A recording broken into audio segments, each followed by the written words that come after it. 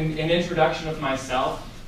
My name is Stephen Pope. I'm a student. I'm studying supply chain management at Rubiks State, and I'm going to graduate. Super excited about it. I'm a non-traditional student to the extreme. I work 50+ hours a week for RC Willey Home Furnishings. I'm currently doing customer service, Ian Homes. I've been involved with warehouse management, reverse logistics, and quality control prior to that. I'm married with 4 kids, got a growing family, super excited to be dad. Tuck my kids in at night now, looking forward to that. And I'm a big Brazil fan. I served a mission there, so falo português, and hablo espanhol también. But of all things that I love, that defines me, if you know me, I like the Rubiks Cube. I like analytical things. I like problems.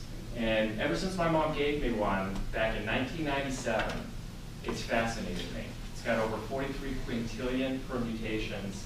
But when you look at it, only one really matters.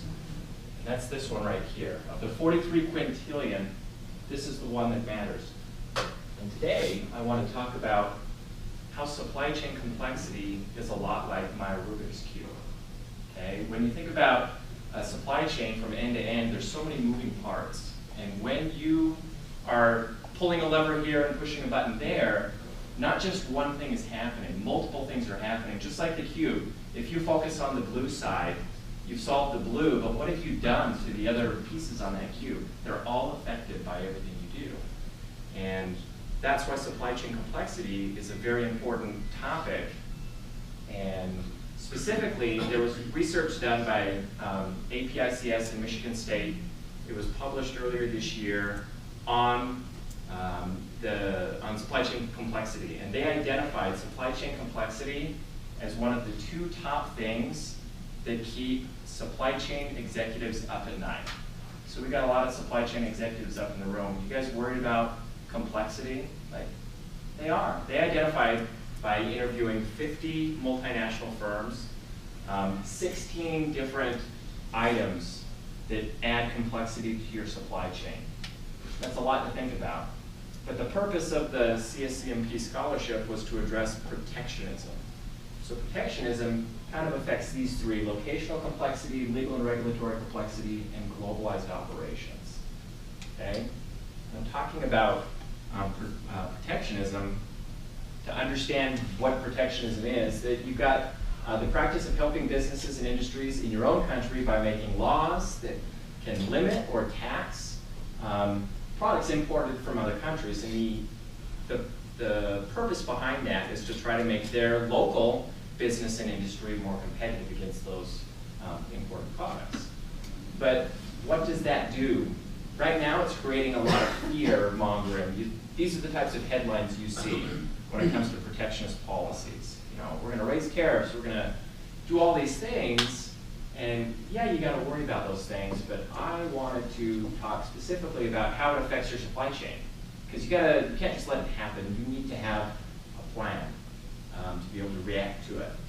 And in supply chain management at Weber State, we learn about what we like to call the 5 R's. And when you're building a strategic supply chain, you have to go over these 5 R's to hopefully create a supply chain that's going to be efficient. And the first one is you got to understand the rules of the game. And when protectionist policies are rolled out, those rules change the game altogether and the way you play the game, the supply chain game, and you have to be able to react to that. Okay, so once you understand the rules, you got to say, am I ready to play this game? Because it's different. I can't play it the way that I was playing it last year, or last quarter, or even last week. Then you got to decide who's going to play the game with you. Get the right people, put them in the right roles and responsibilities, and then build those relationships. Now that process takes a long time. It's not something that happens overnight. So when something happens, like protectionist policies implemented, going back to my Rubiks Cube, when I first learned how to do the Rubiks Cube, I could do it in about a minute. That's like my best time ever. And then for some reason, the people in Budapest, Hungary that designed the Rubiks Cube decided to put the green side across from the blue side. And for 10 years, the white side was across from the blue side. And it doesn't sound like that's a big difference, but my, believe it or not, Rubiks Cubes used to wear out. The stickers would like fade, so I'd have to like get a new one over time. When I got that new one, I lost 2 minutes on my time. It took me 3 minutes to solve. And I've been solving it for 10 years with a minute. And that's what protectionist policies do to your supply chain if you don't react and if you're not prepared. It affects things like manufacturing, your supplier selection, logistics, warehousing, holding costs, access to customers. You have to redo all 5 R's to be able to address protectionism, which is a tough thing. So I wanted to see a company that is addressing protectionism. I didn't want to stick with the doom and gloom. I want to see what people are doing. And GE is a company that is very vocal about addressing protectionism. They're a good example because they're in 180 countries. They are a global company. They have operations in 130 of those countries. That's almost 75% of where their customers are. They operate, which is very powerful to address protectionism. And another thing that's very important is GE, 70%, more than 70% of their current revenues come from outside the US. Now, putting that into perspective, 35 years ago in the early 80s, more than 80% of GE's revenues were domestic from the US. So it shows that they're willing to change and adapt their business model so that they can succeed, and not just succeed, but they can excel. So looking at the graph, there's 3 different colors. There's a very dark purple. That represents GE sectors where more than 25% of GE sectors are affected by protectionist policies. There's a lot of dark purple on that map. So it's safe to say GE is affected by protectionism. There's some lavender, is 10 to 25% of GE sectors are affected, and there's a very, very faint purple, less than 10%. But there's a lot of color on that earth right there. So what are they doing about it?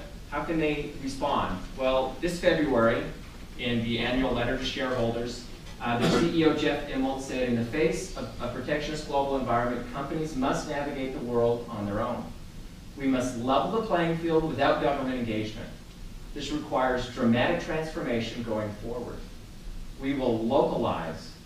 In the future, sustainable growth will require a local capability inside a global footprint. So he understands that if I'm going to leap over the protectionist barriers, I need to be in that country that offers me some sort of an advantage, a capability that I might not have. But how? You know, going over specific parts of his quote, leveling the playing field through his superior global footprint and localization, okay?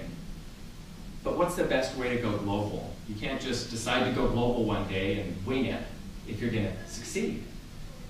So once again, what we learn at Weaver State in supply chain, we've got 5 more things called 5 C's. And those are specifically to help you go global with your supply chain. And the first thing you have to do is you have to look at compatibility. You have to ask yourself, is there a country anywhere in the world that has some sort of an advantage or a capability that I don't have that will help my firm's goals? And if you identify that country, you want to be there. First step to overcoming protectionism. But some countries are pretty big. Let's say that country's India. Where in India do you need to be? It's a big country. Do you want to be on the coast? Do you want to be inland? Do you want to be by the rail, by manufacturing? It's an important question as to where you're actually going to drop the pin on the map. And that's configuration. Once you've decided where you're going to go, you have to coordinate. GE's global. They have to make sure that they can coordinate between GE India, GE Brazil, GE Canada, GE in the US, so that they're actually working together, not against each other when it comes to their supply chain goals and their globalization goals. Then you have to implement controls so that you can actually make sure that what needs to happen is happening and you can track it. What gets measured gets done. You gotta have those controls. But of all things, you need contingency. Without contingency, the first 4 are almost, I don't want to say pointless, but they're not fulfilled because things happen. Some things happen that you can control, and some things happen that you cannot control. Like a hurricane can affect your supply chain. Can you control the hurricane? Can you stop it? You can't, but you can prepare for things like a hurricane so that your mission critical actions in your company can continue or start up as quickly as possible if they were stopped. Because let's face it, if you don't have a contingency plan, it's like doing the Rubiks Cube. You know how to do it, but it's like somebody is turning the lights down. And if you don't know what you're doing when the lights have been turned off, when there's that emergency, then you're in the world of a lot of hurt. So when your contingency plan is in place, it's like you're turning those lights back on, and you can actually see what you're doing and get to the end result. And the end result is an efficient supply chain, delivering to the customer with the lowest cost possible. And that is how GE, and anyone else for that matter, can address protectionist policies with their supply chain and have success. And that's my presentation. Good job.